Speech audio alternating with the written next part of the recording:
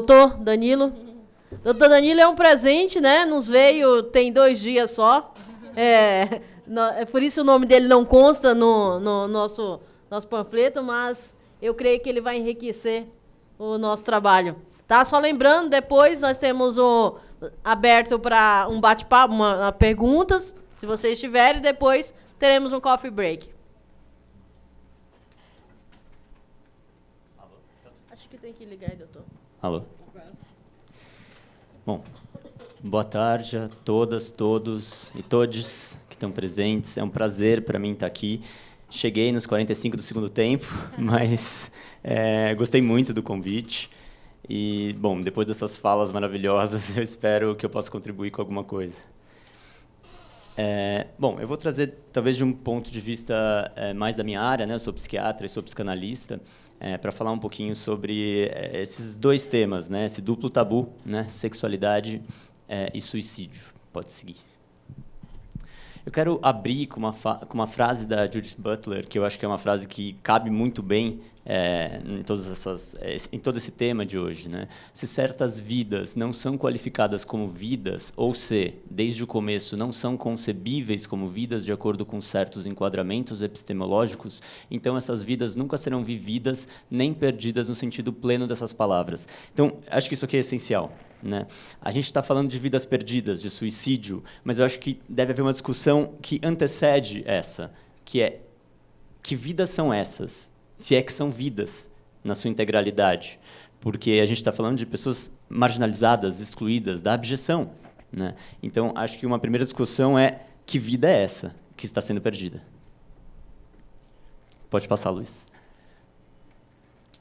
Eu trouxe esse conceito, que é um conceito relativamente novo, né, que vem do inglês minority stress, que seria o estresse de minorias, que eu acho bem interessante esse conceito, porque a gente começa a ampliar, de um ponto de vista estritamente psíquico, para um outro ponto de vista da relação do indivíduo com a sociedade. Então, a gente está falando de uma questão sociopolítica. O estresse de minoria resulta, então, da discriminação e da falta de inclusão social. Então, experiências de opressão, constrangimento, traumas, sempre que partem da relação entre o sujeito e a sociedade. Então, eu quero que vocês pensem nisso, pensem nesse conceito em todo o tempo da minha fala de hoje. Eu trouxe algumas notícias que eu achei na internet, quero falar um pouquinho sobre algumas delas. Então, a probabilidade de jovem gay se suicidar é 5 vezes maior que a de um hétero. Essa notícia foi baseada num estudo americano, um estudo com N grande, 5.000 pessoas, que acompanhou essas pessoas por 8 anos. Pode seguir. Esse estudo trouxe essas estatísticas, que 21% dos jovens LGB tentaram suicídio no último ano. Isso é um número enorme. Pode seguir. Se a gente for comparar com os jovens heterossexuais, somente 4% tentaram suicídio nesse mesmo período. Então, a gente está falando de uma discrepância muito significativa. Outra notícia: legalização de casamento LGBT evita 134 mil suicídios por ano nos Estados Unidos. Então, esse estudo tem um N ainda maior, 760 mil jovens, e também com um delta T maior, né, foram 16 anos. Então, nesse estudo, eles compararam diversos estados americanos. Na sucessão desses anos, compararam esses estados quando não permitiam a união homoafetiva e após permitirem. Qual foi o impacto para a saúde desses indivíduos, inclusive em relação à ideação suicida. Então, pode seguir. Houve uma redução de 14% na taxa de suicídio entre jovens LGBT, nos estados que passaram a aprovar a união homoafetiva. Então, para a gente pensar em eliminar um eventual viés, no sentido de que, bom, talvez houve uma intervenção no sentido da prevenção de suicídios para toda a população.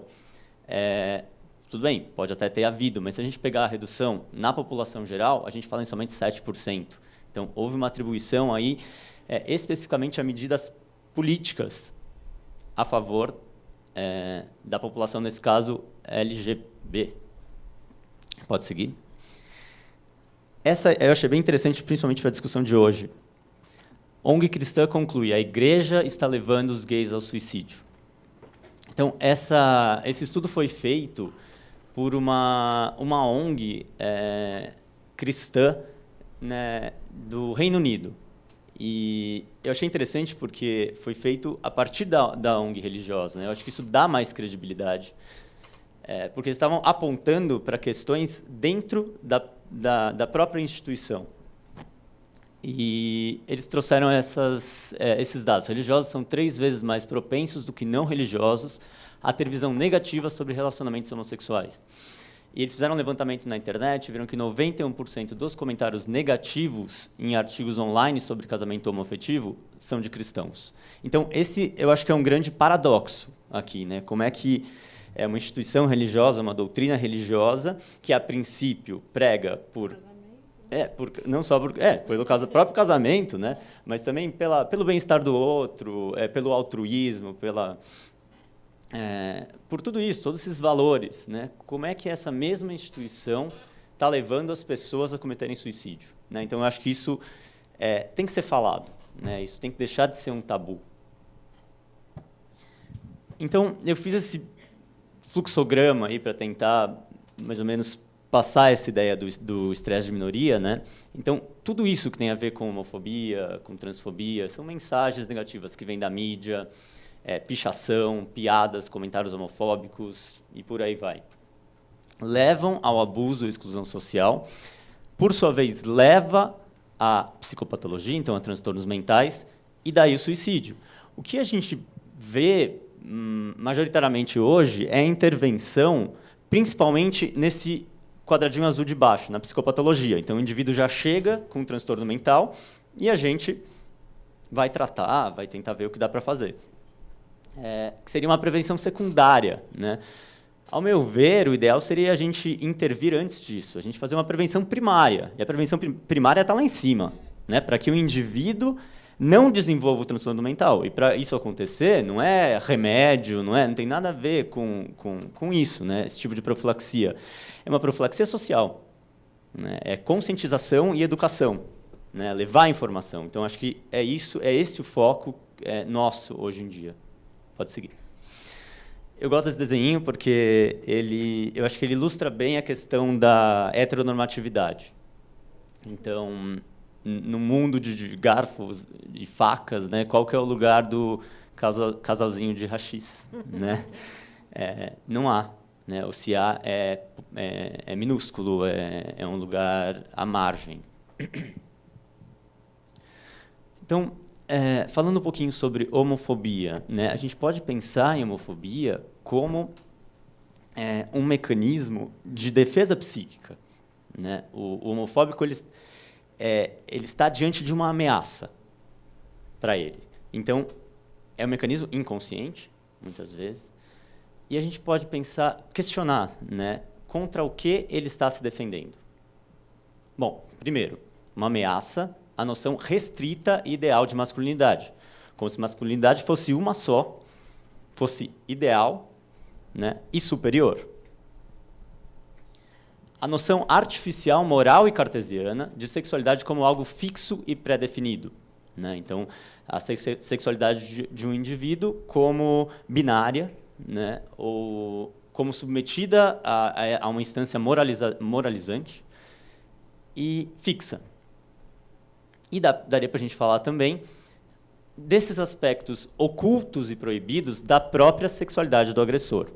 Então, de onde vem a intensidade do ódio?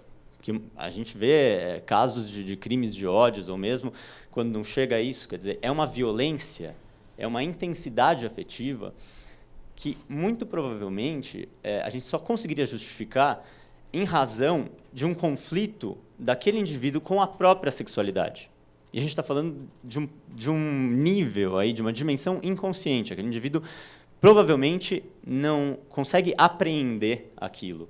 Ele simplesmente se defende de forma raivosa sobre questões internas em relação, talvez, à própria masculinidade.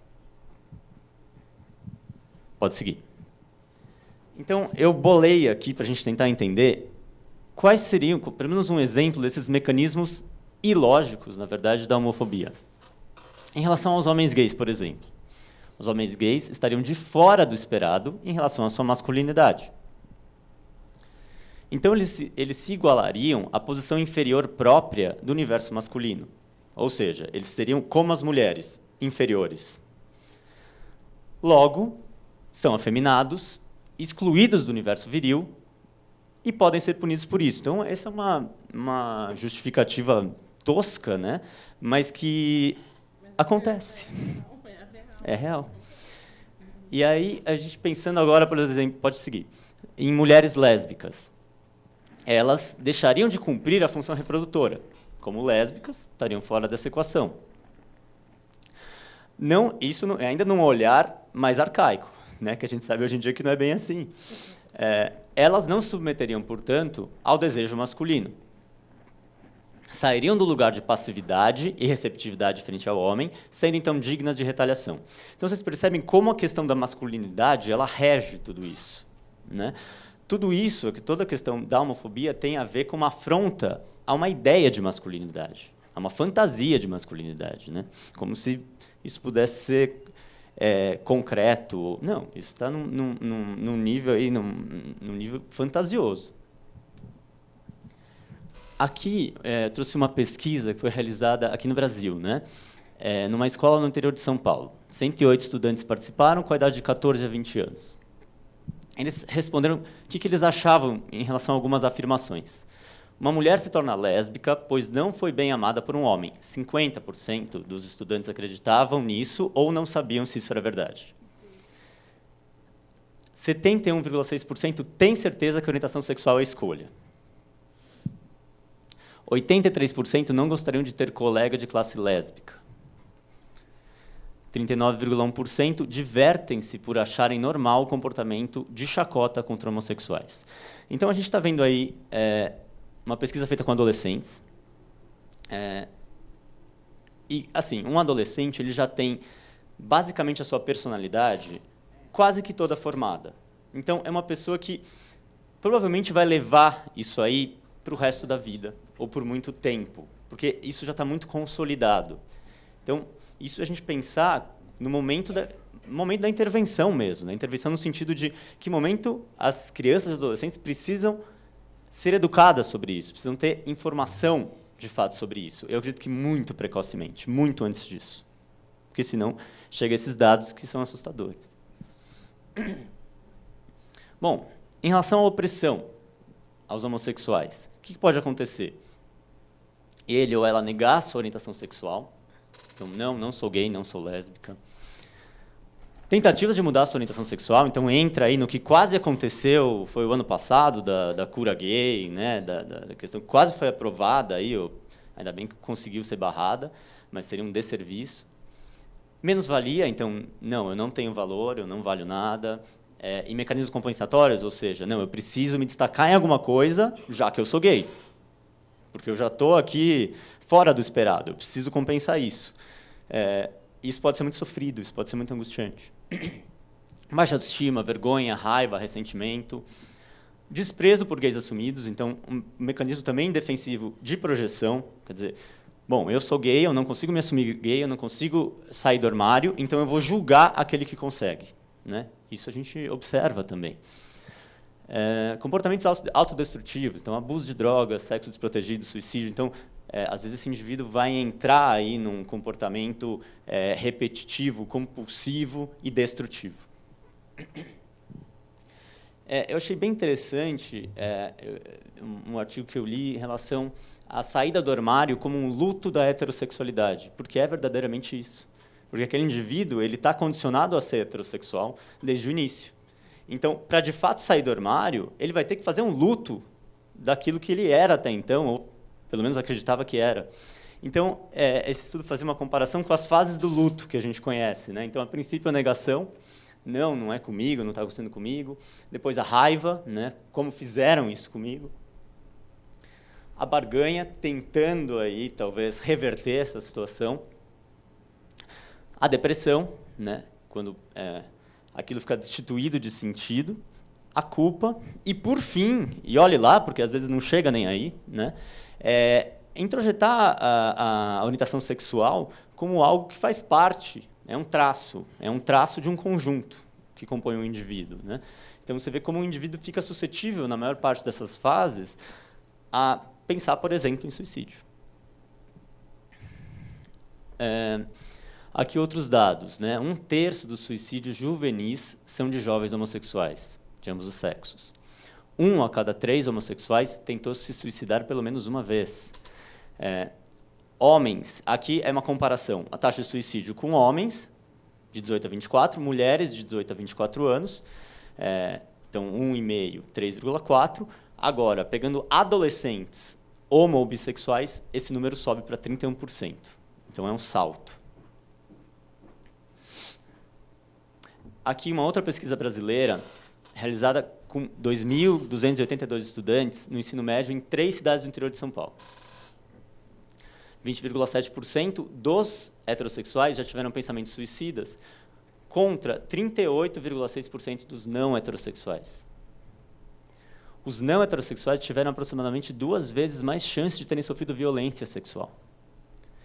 E mais da metade dos não heterossexuais já sofreram algum tipo de agressão, constrangimento em função da sexualidade. Então, a gente consegue enxergar todo um cenário de violência, né? Um cenário de violência em relação a violência não só física, mas social, psíquica, que vai levando um contorno de vulnerabilidade para esse sujeito, que muitas vezes vai culminar no suicídio.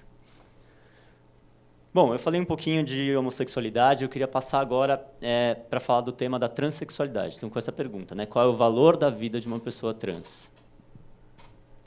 Primeiro, eu queria deixar bem claro, né, o quão repugnante eu acho essa ideia de ideologia de gênero que está sendo espalhada de uma forma muito irresponsável.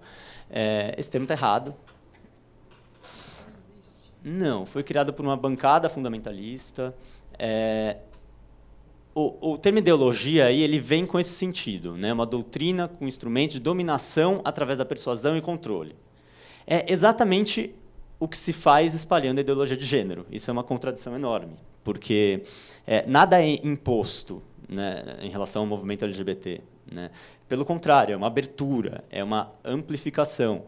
E o que está sendo imposto é que não se pode falar de gênero. O que está sendo imposto é de uma massa que tem um poder, uma massa hierarquicamente superior, nesse sentido, que tem um poder e que quer manter esse poder frente ao outro. Então é isso, quer dizer, seria um meio usado pelas classes dominantes. E quando a gente fala de classe dominante, a gente está falando da classe hétero, cis. E o termo mais correto seria teoria de gênero, estudo de gênero, até educação de gênero em alguns contextos. Bom, alguns dados de suicídio da população trans. 42% da população trans já tentou suicídio. Então, agora a gente parece que vai agravando, né? Primeiro a gente falou de gays e lésbicas, agora com a população trans essa taxa é muito maior. Bom, a gente pode pensar em arrependimento pós-cirurgia. Tem estudos falando de 0 a 4% em relação ao arrependimento após cirurgia de redesignação sexual. Os últimos estudos, os estudos mais recentes, apontam para 0, que não há arrependimento. Então, se essa pessoa for minimamente bem conduzida aí por uma equipe profissional, né, se essa cirurgia for bem indicada, eu acredito que a chance de arrependimento é 0. Então, não se trata disso. Bom, 88% não são respeitados ou respeitadas pelo nome social. Tem dificuldade de acesso à hormonioterapia, tem dificuldade de acesso à cirurgia de redesignação sexual. Tem toda a questão da patologização pela medicina. Está melhorando um pouco com o tempo. Quer dizer, de transexualismo. Está melhorando um pouco, né?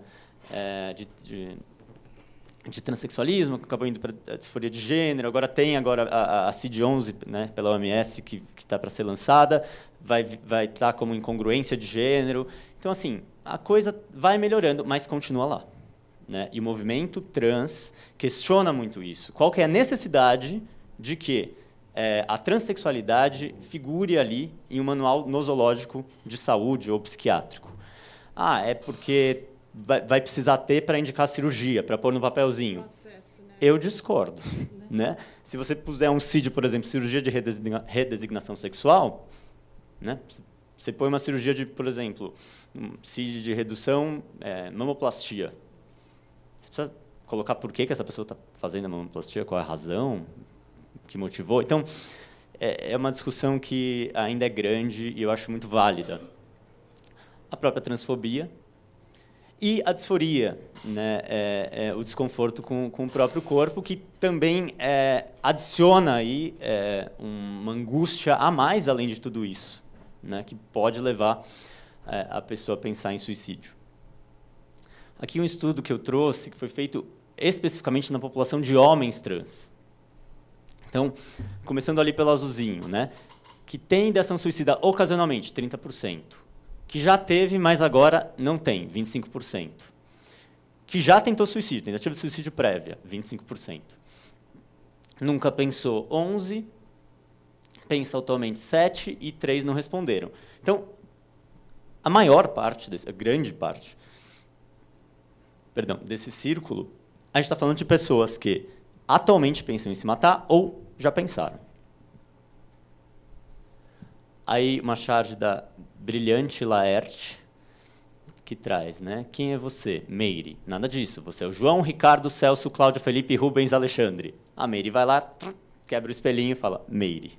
Né? Então, é essa ideia, né? De ser respeitada a individualidade, a subjetividade daquela pessoa, e aquela pessoa ser a única que pode falar sobre si e sua questão identitária. Ninguém pode falar por ela. Bom, eu tentei buscar estatísticas em relação a suicídio em travestis. Olha, eu não achei.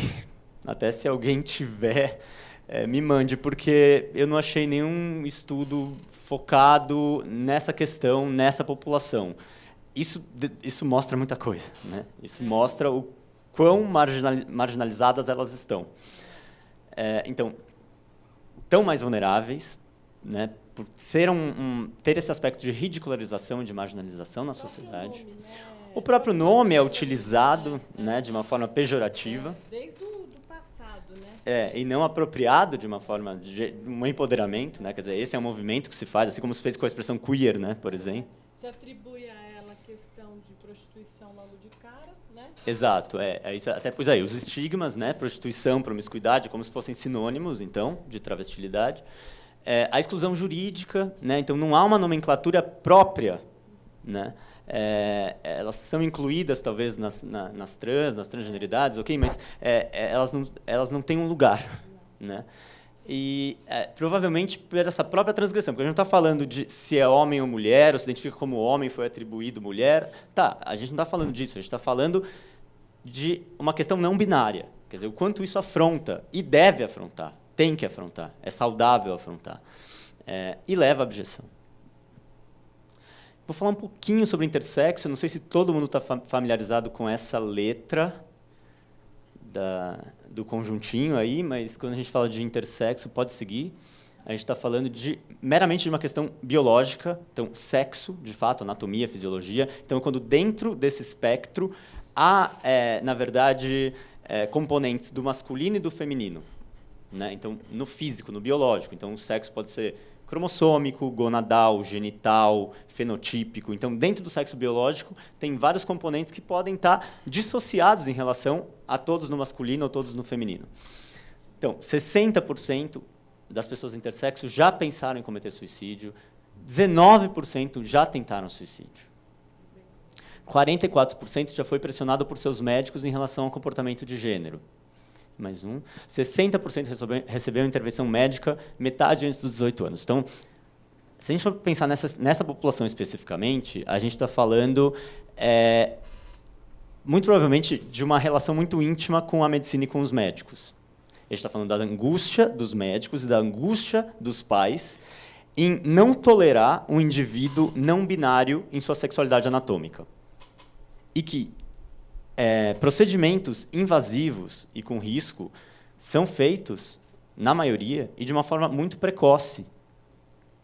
Então, isso é algo também que o movimento intersexo briga, né? Briga por isso, para essas pessoas serem donas dos próprios corpos, até no sentido de decidirem se querem receber uma intervenção cirúrgica ou não, ou, às vezes, receberem a verdade, porque muitas vezes os médicos não dizem a verdade.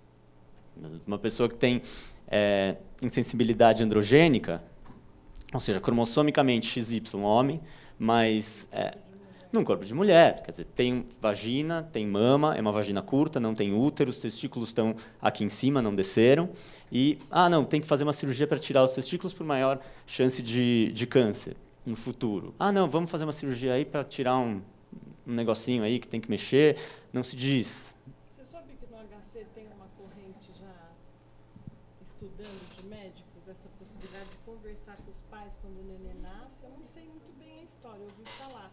E os pais assinam um termo para deixar essa criança crescer. Isso é uma tentativa, mas seria nessa linha. Eu acho interessante pensar e discutir isso, para saber até que ponto os médicos e os pais têm que decidir de forma muito precoce em relação a uma intervenção genital estética. Meramente estética. Pode seguir? Então, eu trouxe assim, acho para finalizar, alguns fatores protetores, né, contra o suicídio da população LGBT+. Então, o apoio familiar, apoio dos grupos sociais e dos pares, o ambiente social inclusivo. E, por causa de pessoas trans, né, até a gente vai muito para esse aspecto político mesmo. Então, o nome eleito, né, ser usado, a pessoa ter direito de usar o nome eleito por ela própria, e o próprio acesso ao serviço de saúde, ao processo transexualizador, são fatores de proteção contra o suicídio. Então, a gente tem que olhar para todos esses fatores, né? Não só para as comorbidades, para que transtorno mental esse indivíduo desenvolveu ou vai desenvolver. Não, a gente já está atrasado, né? Vamos atuar antes disso. Obrigado. Foi, assim, uma enxurrada de informação, né? Nós saímos daqui hoje, claro que vou abrir a pergunta se vocês quiserem, mas com a explanação do Dr. Milton, que nos mostrou quais os cuidados que as pessoas, a sociedade precisa ter com os mais, né? Mais velhos, mais de 50, e que essas pessoas estão propícias ao suicídio também muito grande. Agradecemos mais uma vez. Mônica, muito obrigada pelo carinho de ser uma mãe e de levar esse amor à diversidade de forma tão clara. Eu vou seguir vocês agora, né? Também como parceira. Ao nosso amigo, por trazer esse trabalho voluntário, né? Da CVV, de estar aí há tantos anos. Eu tenho certeza que ele já está na luta há muito tempo, né? E cuidando não só do LGBT, mas de todos, né? Que todas as pessoas que estão sozinhas, porque o que provoca o estágio da depressão é a pessoa ficar sozinha. A pessoa não pode ficar sozinha, a pessoa precisa de um amigo. Ana, nós da Afirmação amamos você, e não é só eu e o Luiz, mas todos, porque nós já levamos a tua causa, a tua luta para todas as nossas reuniões, tanto aqui no Brasil como fora, né? E nós falamos o quanto você livrou, né? Até me emociono, né? Que você livrou a Rafa de um fim triste, né? E Danilo, presente, né? Muito obrigada pelos números, por nos instruir tão bem, né? Realmente nós precisamos de parceiros, né? E quando a Robes falou de você, nós ficamos muito felizes. Muito obrigado por ter vindo nos 45 do segundo tempo, né? Nós acreditamos, eu acredito em uma coisa que fala que se você pensa que pode ou se você pensa que não pode, nas duas opções nós estamos corretos, tá? Porque quem determina o nosso futuro somos nós mesmos. Se nós vamos andar pro precipício ou sair dele, é nós que determinamos isso na nossa vida. Eu não dou um passo na minha vida sem pensar duas vezes se eu vou comprometer uma pessoa. Então, o trabalho que nós fazemos como afirmação, como ONG e afirmação, trabalhar a autoaceitação, fazer com que as pessoas desviem do caminho do mal, na questão, eu digo, na questão do suicídio, na questão das drogas, porque o gay, ao contrário do que muita gente pensa, que o LGBT tem que ser uma coisa promíscua, uma coisa ruim, uma coisa sem espiritualidade. Não, nós podemos ser pessoas e somos pessoas como qualquer um. Tá? Eu prezo muito isso na minha família e eu acho que a espiritualidade também ajuda a pessoa a não trilhar o caminho do suicídio. Então, a partir de agora, não importa quanto nós somos aqui, agora nós somos protetores uns dos outros. Né? Nós somos agora guardiões de vida. Nós já aprendemos muito hoje aqui e eu tenho certeza que a gente pode ajudar alguém. E lembrar de cuidar. Não só perguntar, oi, Mônica, como você está? E passar. Mas realmente cuidar dessas pessoas, tá bom? Vamos fazer um sorteio, só para animar vocês. Calma. Vamos às perguntas. Alguém quer fazer alguma pergunta? Deixa eu colocar uma coisa, Luiz, na esteira da saúde, né? Eu não sou médica, mas sou palpiteira da saúde, porque eu adoro cuidar dessa parte, acho muito importante. Também as pessoas atrelam muito que só LGBTI é portador do vírus HIV, sabe? Isso é uma outra questão que nós também temos que combater. Todos estão sujeitos às ISTs, à questão da AIDS e tudo mais. Então, a gente também tem que, quando alguém colocar esse peso só nas pessoas, nós também temos que ser defensores. Como as travestis, o Danilo falou de trazer uma bagagem forte sobre prostituição, todo mundo coloca tudo isso no mesmo saco. Né? Então, transexuais, travestis, são as pessoas portadoras. Eu tive numa palestra e um advogado, meu colega, levantou para uma das minhas assistidas transex e disse: olha, se cuidem direito, para vocês não terem as questões de AIDS, etc. Quer dizer, que apontamento que é esse? Quantos héteros, quantas pessoas machistas tem por aí? Sabe, eu tenho relatos de transexuais que é importante a gente falar no momento desse. De 10 pessoas que procuram garotas de programas transexuais e travestis, 9 são homens heterossexuais e 9 gostam do sexo passivo. E aí chega em casa, bate na mulher, expulsa o filho de casa porque é gay. Tem uns que levam o filho dormindo no banco do carro de trás e diz que vai comprar pizza para a mulher e vai se aproveitar da travesti e da transexual. Então, ou a gente realmente assume essas questões e muda de uma forma branda, não estou dizendo para a gente brigar, mas a realidade é essa daí, gente. Né? Ok, obrigado, Ana. Vamos às perguntas. Vamos lá, vamos dar uma de mocinha do Faustão. Oi, tudo bem? Seu nome? Valéria. De onde? Eu sou da Eternamente Sou. Quer fazer pergunta para quem? Eu vou de calça curta. Vai de calça curta. Quem tá de calça curta aí? Não, é porque foi tudo tão maravilhoso, né? E eu gostei dessa troca de experiência. E, na verdade, não me veio uma pergunta assim na cabeça. Não sei, por exemplo, o Tino falar um pouquinho mais, porque você até comentou que vocês não têm dados precisos, né, de quantos homossexuais ligam para o CVV, até porque não tem mesmo, não é perguntado, isso não é o cerne da questão. Mas será que tem como fazer algum trabalho, algum diagnóstico, sei lá, para poder atrair mais essa população, né? Não sei, mais ou menos nessa linha. Eu posso aproveitar, eu também queria falar sobre isso. Eu acho que você falou que é sigiloso, mas acho que seria tão interessante se vocês pudessem saber a população que está ligando para vocês. Isso eu acho que não é um problema a ser anunciado. Eu não sei se isso seria saber se é uma pessoa LGBT, se é a idade. Acho que até é um trabalho interessante para se saber o que se fazer com essa população que tem ligado muito mais para vocês. Essa questão é assim, a pessoa quando ela liga para o CVV, ela não precisa nem falar um nome, né? Ela liga e desliga a hora que ela quiser. Ela é a dona do tempo. Então, até pela questão de curiosidade, eu querer saber da vida das pessoas, porque não me interessa a vida das pessoas, me interessa aquele momento dela, né? O que a gente pode fazer é divulgar mais um número, 188, né?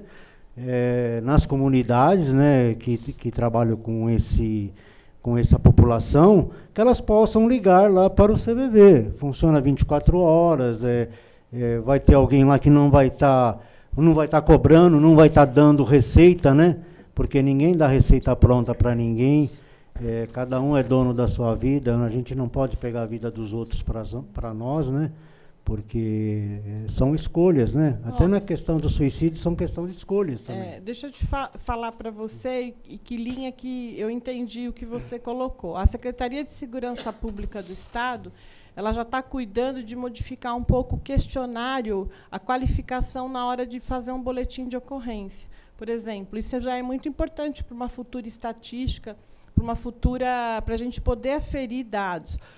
Em hospitais lá em Guarulhos também, a gente já está exigindo que coloque o nome social, né? Porque até hoje, apesar do decreto e o provimento do STF já ter determinado que é feito em cartório, eu tenho aí as minhas...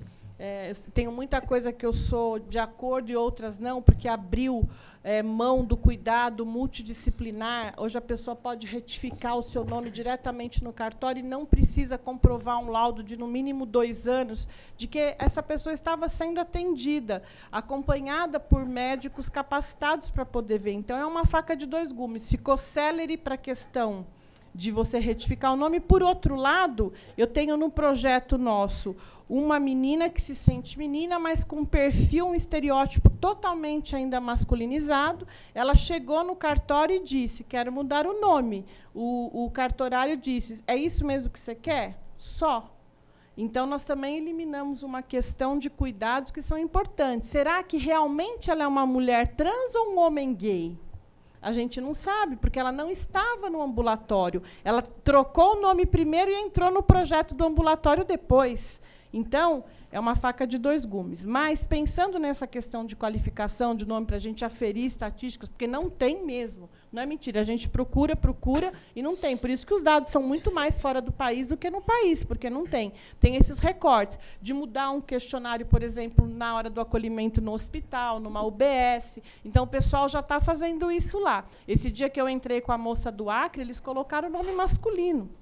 Aí você tem que ir lá e retificar e cuidar desse prontuário até no último atendimento. No aeroporto, chegamos lá na companhia, que a família mandou a passagem, chegou lá com o nome masculino. Então, a gente tem que falar. Nós que somos aí militantes da causa, hoje, tem o decreto de 2016, ele impõe o respeito e o uso desse nome social. Então, isso é lícito, as pessoas precisam mudar. Tem várias formas na internet, quando a gente entra e joga lá, de questionário, de qualificação, de forma sutil, para não ficar ofensivo, e nem você ficar perguntando se é gay, se é isso, se é aquilo, como ela falou. Eu não preciso chegar aqui e falar, eu sou Ana Marques, hétero. Isso não tem nexo, né?